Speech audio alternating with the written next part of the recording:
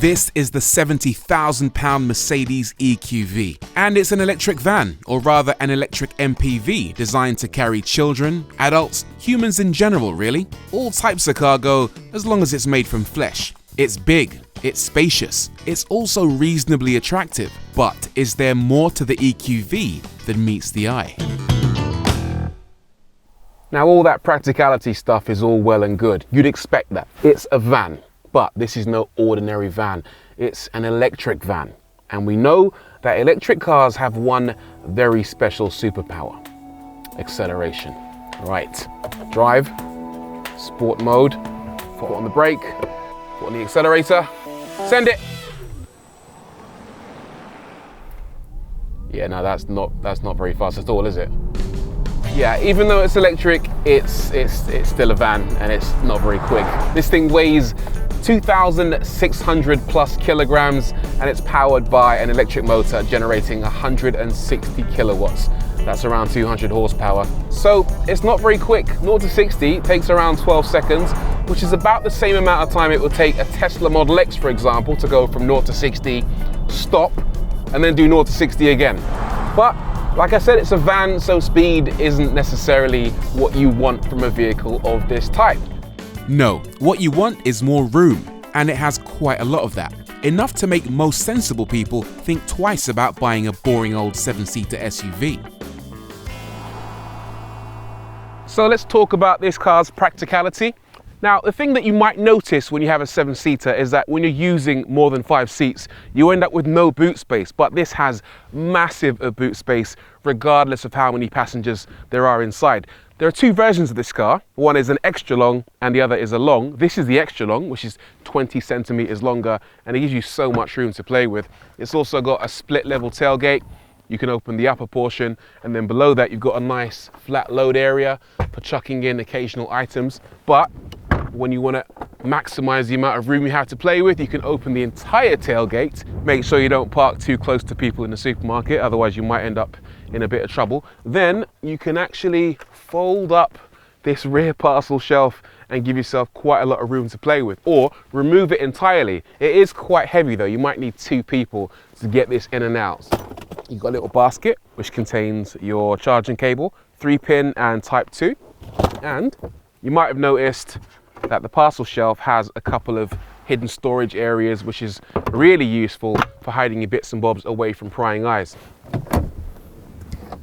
The other thing that's really useful are these sliding doors, electrically operated, of course, and they don't open wide like a normal car door, so you don't run the risk of dinging either your doors or other people's. Once you're in, you've got 2 seats in the second row and 3 on a bench seat in the rear, and these second row seats can be adjusted. They can be slid along these rails to give you masses of legroom. Look at that, you've got so much room to play with. And they even recline by a fair amount as well, so you can get nice and comfy on a long journey. There isn't too much in the way of creature comforts in the back of this car though. There's nothing in the way of USBs to play with, but there are a couple of 12-volt power outlets and many ISOFIX points. So if you have a lot of kids, you're gonna love this thing. There are 2 in the very back, 2 in the middle, and then 1 in the front passenger seat. Nice. Speaking of the front, it's very Mercedes. The seats are comfortable enough, the seating position is high, giving you plenty of visibility. It also has lots of room for storage in the center console and in the door bins, and although the infotainment system isn't the latest from Mercedes, it's easy enough to use with nav, CarPlay, and the usual mid-tier Mercedes mod cons. The EQV is a nice, comfortable place to sit, and it's not bad to drive either. The first thing you notice is that the suspension is actually quite compliant. You can find yourself flowing quite nicely over undulations in the road, and it soaks up the worst of the imperfections quite impressively. It's also quiet, eerily quiet.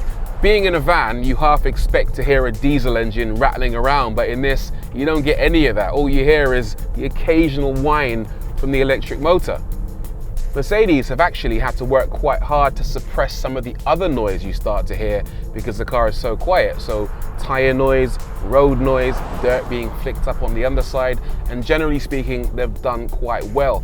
There is one slight problem though, and that is the cabin does sound a little bit bassy. There's an awful lot of low frequency noise in here that you just don't get in a smaller car.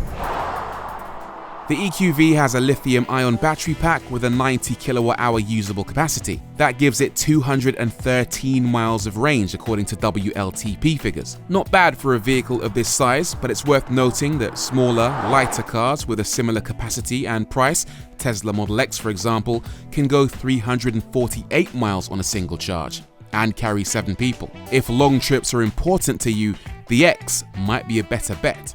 As for recharge time, well, if you can find a DC rapid charger, it'll sip electrons at a rate of 110 kilowatts, which means you can go from 10% to 80% in 45 minutes. Again, not as quick as a Model X, which will recharge 111 miles in only 15 minutes. Right, let's talk about handling. You're never going to throw this car into a bend as quickly as this, but let's do it anyway. A little bit of understeer, but it hangs on pretty gamely. So if you are in a hurry to pick up your passengers, then one thing's for sure, it's not going to fall off the road completely. The brakes are also really good, better than the brakes in the Mercedes EQC. Those felt a little bit vague and unpredictable, but these are strong and easy to modulate. As with all electric cars, you have the ability to change the amount of brake regen on offer by pulling the paddle shifters behind the steering wheel.